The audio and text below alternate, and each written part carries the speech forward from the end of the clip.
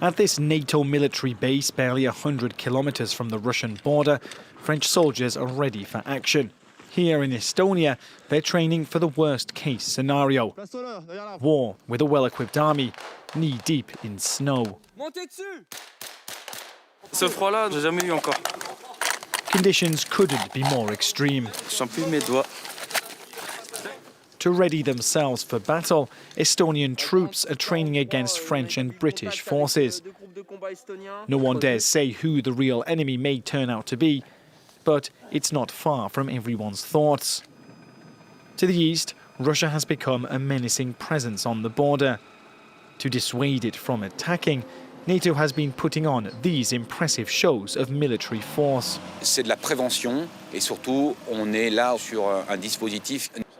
On the ground, Estonian troops are better equipped for the cold weather than their French and British counterparts. But although they're used to freezing temperatures, they don't have the military hardware to prepare them for every possibility. They have brought tanks here that we do not have, so training against tanks is very important and valuable for us. But learning how to handle heavy vehicles like these in winter is a huge challenge, and there's still work to be done. Of a military climb down. More US troops are being deployed to southeastern Poland, bringing the total to over 6,000. The United States has also begun moving its forces from Germany to Romania. Around 1,000 NATO troops are expected to follow in the coming days. Denmark has also announced it is enhancing its military preparedness, deploying fighter jets to the Baltic Sea. On a naval exercise in the Black Sea.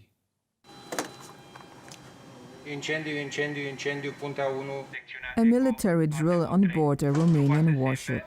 The simulated scenario, the Regel Ferdinand frigate has been hit by a missile. The crew's job is to save lives and to put out the fire. The ship has just been through a maintenance period. The commanding officer, Captain George Victor Dura, tells me that it's now crucial for the crew to get back in shape for future operations, including joint NATO exercises. For us, it is an opportunity to train together, to show that we are capable of operating together, and at the same time to show Romanians that we're a security provider in the Black Sea region. Since becoming a NATO member, Romania has increased its defense spending to just over 2% of the GDP, investing in the modernization of its forces, an investment deemed necessary given security challenges in the region.